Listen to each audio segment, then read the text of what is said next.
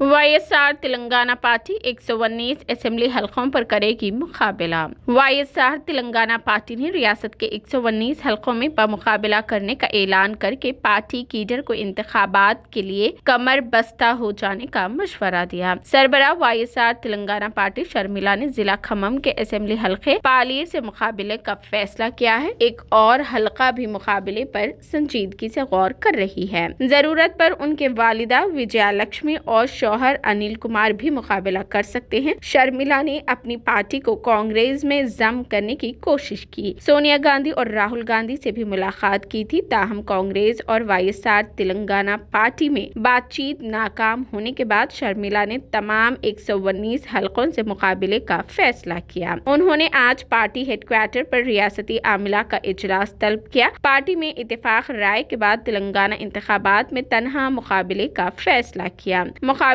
करने के ख्वाहिशमंद पार्टी कायदीन को पर्चे नामजदगी दाखिल करने तैयारी की हिदायत दी है और पार्टी मंशूर की तैयारी के लिए 4 रुकनी कमेटी तश्कील दी है। शर्मिला ने मीडिया से बात करते हुए बताया कि बीआरएस को इख्तिदार से बेदखल करने और मुखालिफ हुकूमत वोट को तकसीम होने से बचाने कांग्रेस से मिलकर काम करने पर गौर किया गया था। 4 माह तक कांग्रेस के फैसले का इंतजार किया गया। कांग्रेस से वाज़ेह जवाब न मिलने पर दोबारा वाईएसआर फलाही हुक्मरानी तश्कील देने इंतखाबात में हिस्सा लेने का फैसला किया गया। पार्टी जुमा यानी आज से अवाम के दरमियान पहुंच जाएगी। దమ్మున్న పార్టీ ఎవరికి లొంగకుండా బెదరకుండా ఏ ఒత్తిడికి లోను కాకుండా పోరాటం చేసిన పార్టీ వైఎస్ఆర్ తెలంగాణ పార్టీ. ఏ పోరాటం చేసినా ప్రజల కోసమే పోరాటం చేశాం. తెలంగాణ ప్రజల మేలు కోసమే పోరాటం చేశాం.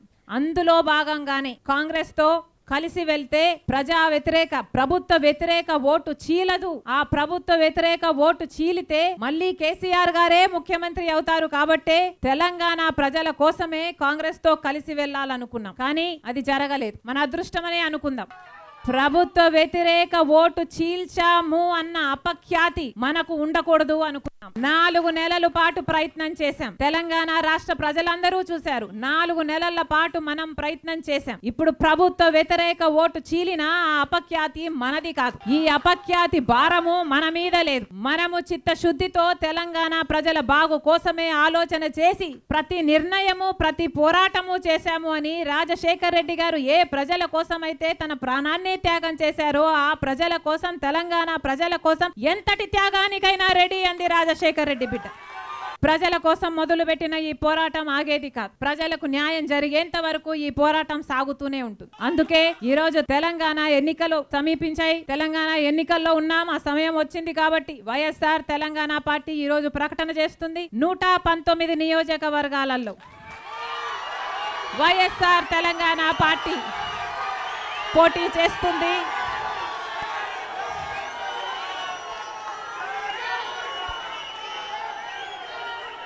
ఈ రోజు నుంచి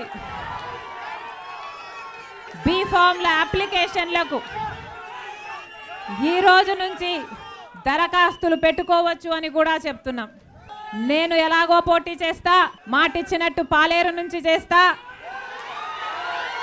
ఒక పాలేరు నుంచే కాదు, రెండో చోటు నుంచి కూడా పోటీ చేయాలి అని చాలా మంది కోరుతున్నారు. రెండో చోటు పార్టీ పోటీ చేస్తే ఆ చుట్టుపక్కల ప్రాంతాలలో కూడా ఇన్ఫ్లుయెన్స్ చేయగలము అన్న అభిప్రాయం పార్టీ వాళ్ళల్లో ఉంది. కాబట్టి అది కూడా ఆలోచనలో ఉంది. ఇందాక కోరినట్టు విజయమ్మ గారైతేనేమి, అనిల్ గారైతేనేమి పోటీ చేస్తే బాగుంటుంది అన్న అభిప్రాయం మన పార్టీలో చాలా మందికి ఉంది. విజయమ్మ గారు బిడ్డ కోసం ఎందాకైనా పోతారు. పార్టీ పెట్టిన మొదటి రోజే విజయమ్మ గారు ఆశీర్వదించి చెప్పిన మాట, నీ పక్షాన నేనుంటా, నీకు తోడు నేనుంటాను అని. అవసరమైతే విజయమ్మ గారు కూడా పోటీ చేస్తారు. అనిల్ గారు కూడా పోటీ చేస్తారు అవసరమైతే. వైఎస్ఆర్ తెలంగాణ పార్టీ నిలబడాలి. అందుకోసం మన అందరము చిత్తశుద్ధితో పని చేయాలి. మళ్ళీ రాజశేఖర్ రెడ్డి గారి సంక్షేమ పాలన రావాలి. జై తెలంగాణ, జోహార్ వైఎస్ఆర్.